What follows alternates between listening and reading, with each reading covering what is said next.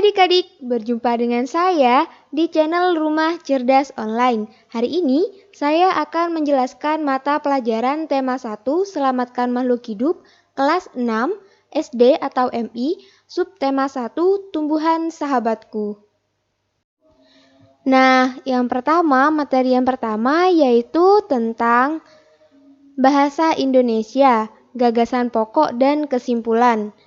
Gagasan pokok atau ide pokok adalah masalah atau inti utama yang dibahas dalam sebuah paragraf. Nah, ini ada tips menentukan gagasan pokok. Yang pertama, tentukan dahulu kalimat utamanya ada di awal atau di akhir paragraf. Kedua, kalimat utama terletak di awal paragraf ditandai dengan pengulangan kata di kalimat berikutnya. Ketiga, kalimat utama terletak di akhir paragraf ditandai dengan kata jadi, oleh sebab itu, dengan demikian. Keempat, tentukan gagasan pokoknya. Nah, ini kita langsung ke contoh ya adik-adik biar kalian tahu nih cara menentukan gagasan pokok itu seperti apa. Nah, contohnya kangkung adalah sayur yang memiliki banyak manfaat bagi tubuh. Kangkung memiliki sifat anti racun atau antioksidan. Selain itu, kangkung mengandung vitamin C yang berperan sebagai antioksidan dan penangkal efek radikal bebas. Nah, kalian cara menentukan gagasan pokoknya mengikuti tips ini ya. Nah, kalian tentukan dulu nih kalimat utamanya ini ada di awal atau ada di akhir. Nah, kalau ingat ya, kalau ada di awal berarti ada pengulangan kata di kalimat berikutnya. Sedangkan kalau ada di akhir ditandai dengan kata ini nih, ada jadi, oleh sebab itu, dengan demikian. Nah, kalau untuk contoh ini, kalimat utamanya yaitu coba kalian perhatikan nih ya. Di sini kan di kalimat pertama, kangkung adalah sayur yang memiliki banyak manfaat bagi tubuh. Lalu di kalimat kedua diulang lagi nih adik-adik. Kangkung memiliki sifat anti racun atau antioksidan. Nah, dari situ udah kelihatan kan? Berarti kalimat utamanya yaitu ada di ini nih, di kalimat pertama. Kalimat utamanya, kangkung adalah sayur yang memiliki banyak manfaat bagi tubuh. Nah, setelah kalian udah tahu nih kan ya kalimat utamanya ini di kalimat pertama. Karena ada pengulangan pada kalimat keduanya. Nih, sama-sama membahas kangkung lagi. Setelah itu kan menentukan gagasan pokok ya. Nah, kalian caranya adik-adik lihat di kalimat utamanya. Lalu kalian bisa menentukan gagasan pokoknya. Di sini kan kalimat utamanya kangkung adalah sayur yang memiliki banyak manfaat bagi tubuh. Maka gagasan utamanya yaitu gagasan utama atau gagasan pokok manfaat sayur kangkung. Gimana adik-adik? Mudah kan? Lanjut ya. Nah, di sini yang kedua yaitu materi kesimpulan. Kesimpulan adalah jawaban dari gagasan utama atau ide pokok dari paragraf. Tips menentukan kesimpulan. Yang pertama, membaca teks secara keseluruhan. Kedua, menentukan gagasan pokoknya. Ketiga, buat pertanyaan dari gagasan pokok. Keempat, buatlah kesimpulannya dengan menjawab pertanyaan dari gagasan pokok tersebut. Nah, kita langsung ke contoh ya. Contoh. Di yang pertama, tetap ya pengerjaannya mengikuti langkah-langkah nih kalau ingin menentukan kesimpulan tetap mengikuti tips ini ya. Yang pertama kan baca dulu nih teksnya. Tanaman memiliki peranan penting dalam keberlangsungan hidup manusia. Tanaman menjadi salah satu sumber makanan sehari-hari. Salah satu tanaman yang menjadi sumber makanan adalah jagung. Jagung dijadikan sebagai makanan pokok di beberapa daerah di Indonesia. Nah, udah dibaca nih kan ya? Berarti langkah yang kedua yaitu menentukan gagasan pokoknya. Nah, gagasan pokok dari teks ini yaitu ini gagasan pokok atau ide pokok ya adik-adik, jangan lupa ya, ini gagasan utama atau ide pokok. Maka itu peran penting tanaman jagung bagi manusia. Di sini kan membahas tentang peran tanaman ya, dan fokus peran tanaman di sini yaitu tentang jagungnya adik-adik. Paham? Nah, langkah yang ketiga yaitu membuat pertanyaan dari gagasan pokok atau ide pokoknya. Jadi, ini nih, dibuat pertanyaan. Seperti ini adik-adik. Apa peran penting tanaman jagung bagi manusia? Jadi, dibuat pertanyaan ide pokoknya. Setelah itu, buat kesimpulan. Caranya dengan menjawab pertanyaan ini. Maka kesimpulannya, jagung sebagai makanan pokok manusia. Gimana? Mudah kan adik-adik? Nah, selanjutnya yaitu materi yang kedua, tentang ilmu pengetahuan alam, perkembangbiakan generatif dan vegetatif. Perkembangbiakan tumbuhan secara generatif merupakan perkembangbiakan dengan cara perkawinan, bertemunya sel kelamin jantan dan betina melalui penyerbukan. Proses penyerbukan. Nah, ini merupakan ilustrasinya ya adik-adik. Penyerbukan merupakan proses jatuhnya benang sari di atas kepala putik sehingga terjadi pembuahan pada tumbuhan. Nah, proses pembuahan. Jadi dimulai dari zigot. Zigot nantinya akan berkembang menjadi lembaga. Lalu, lembaga akan berkembang menjadi bakal biji adik-adik. Setelah itu, bakal biji akan berkembang menjadi biji dan bakal buah. Nah, biji ini nantinya akan menjadi individu baru, sedangkan bakal buah akan menjadi daging buah adik-adik. Gimana? Paham? Nah, selanjutnya perkembangbiakan tumbuhan secara vegetatif.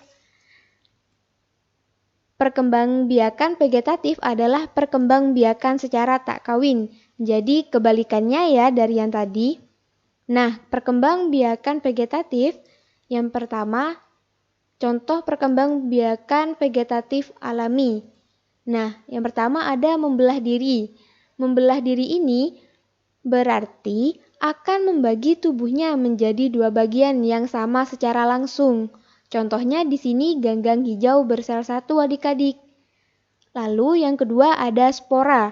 Nah, spora adalah sel yang berubah fungsi menjadi alat perkembangbiakan.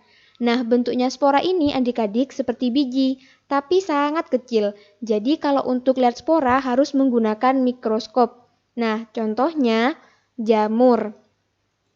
Yang ketiga ada umbi lapis. Umbi lapis merupakan lapisan daun berdaging dan berfungsi sebagai cadangan makanan. Nah, ini contohnya kayak bawang putih itu adik-adik. Kan itu berlapis-lapis kan ya? Nah, selanjutnya yaitu ada geragi. Geragi adalah batang beruas yang tumbuh menjalar di permukaan atau di dalam tanah. Nah, contohnya ini stroberi ya.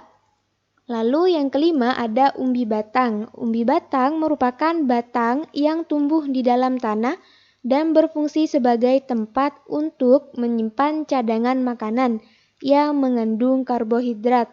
Contohnya kentang. Lalu ada yang namanya tunas. Nah, tunas ini muncul pada pangkal batang tumbuhan. Contohnya ini, pisang. Selanjutnya ada tunas adventif. Nah, tunas adventif adalah tunas yang tumbuh selain pada ujung batang dan ketiak daun. Ini dapat ditemukan pada bagian tepi daun atau akar tumbuhan. Nih, pada tepi daun atau akar tumbuhan. Contohnya yaitu ini adik-adik cocor bebek. Lalu yang terakhir ada akar tinggal. Merupakan batang yang tumbuh mendatar di dalam tanah. Batang-batang tersebut berruas-ruas dan berbuku-buku. Dan di setiap buku dapat tumbuh tunas. Contohnya ini, kunyit. Nah, gimana adik-adik? Paham mengenai perkembangbiakan secara vegetatif dan generatif? Mudah kan ya? Nah, selanjutnya yaitu materi yang ketiga ya adik-adik, yaitu ilmu pengetahuan sosial, ASEAN. Negara-negara ASEAN, Association of Southeast Asia Nation atau disingkat dengan ASEAN, merupakan organisasi kerjasama negara-negara di kawasan Asia Tenggara. ASEAN terbentuk pada 8 Agustus 1967. Negara-negara ASEAN yaitu Nah, ada 10 nih. Yang pertama ada Indonesia, kedua ada Malaysia, ketiga Thailand, keempat Singapura, kelima Filipina, keenam Kamboja, ketujuh Brunei Darussalam, kedelapan Myanmar, kesembilan Laos, kesepuluh Vietnam. Nah, selanjutnya Asia Tenggara terletak pada 28 derajat lintang utara sampai 11 derajat lintang selatan dan 93 derajat sampai 141 derajat bujur timur. Lalu Asia Tenggara beriklim tropis, yaitu musim hujan dan kemarau kecuali Myanmar. Jadi kalau di Myanmar itu memiliki iklim subtropis ya adik-adik. Jadi ada musim panas, musim dingin, dan musim hujannya di sana. Selanjutnya, iklim tropis menyebabkan wilayah Asia Tenggara didominasi hutan hujan tropis. Nah, hutan hujan tropis ini ciri-cirinya yaitu jarak antar pohonnya rapat, memiliki daun yang lebat, hijau sepanjang tahun, dan jenis tumbuhan mereka beraneka ragam. Nah, iklim tropis ini sangat cocok bagi pertumbuhan tanaman pangan dan pemeliharaan hewan ternak adik-adik. Selanjutnya, kawasan Asia Tenggara memiliki laut yang sangat luas. Adapun manfaatnya yang pertama, pengembangan kegiatan perikanan tangkap. Jadi di Asia Tenggara itu hasil tangkap perikanannya yaitu ada ikan tuna, cakalang, dan udang galah adik-adik. Yang kedua, kegiatan transportasi. Nah, kegiatan transportasi jadi gini adik-adik. Di Asia Tenggara ini ada pelabuhan Selat Malaka. Nah, ini merupakan pelabuhan dengan jalur tersibuk atau tersangat ramai di Asia Tenggara. Ini merupakan jalur perdagangan dunia adik-adik. Makanya ini sangat memiliki manfaat yang sangat baik.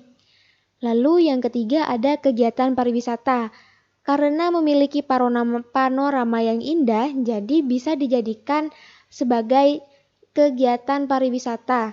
Gitu adik-adik. Nah, yang keempat ada kegiatan pertambangan. Di sini berbagai bahan tambang seperti minyak gas dan gas bumi terkandung dalam Laut Asia Tenggara. Nah, begitu adik-adik materi tentang ini. Mudah kan ya? Nah, selanjutnya ini materi yang terakhir ya adik-adik, yaitu tentang pendidikan Pancasila dan kewarganegaraan. Nilai-nilai Pancasila. Nilai-nilai sila pertama, kedua, dan ketiga Pancasila. Nilai sila pertama, ketuhanan yang Maha Esa. Jadi, sila pertama ini mengandung arti adanya pengakuan dan keyakinan bangsa terhadap Tuhan yang Maha Esa sebagai pencipta alam semesta sekaligus pernyataan bangsa Indonesia sebagai bangsa yang religius, bukan ateis. Yang kedua, nilai sila kedua, kemanusiaan yang adil dan beradab. Nah, ini mengandung arti kesadaran sikap dan perilaku sesuai nilai moral dalam hidup bersama atas dasar hati nurani. Yang ketiga, nilai sila ketiga Pancasila, Persatuan Indonesia, mengandung arti usaha ke arah persatuan dalam kebulatan tekad seluruh rakyat untuk membina rasa nasionalis dalam Negara Kesatuan Republik Indonesia. Nah, gimana adik-adik? Mudah dipahami kan? Nah, cukup sampai di sini adik-adik pelajaran tema kali ini ya. Semoga kalian paham nih dengan apa yang sudah dijelaskan ya. Sampai jumpa!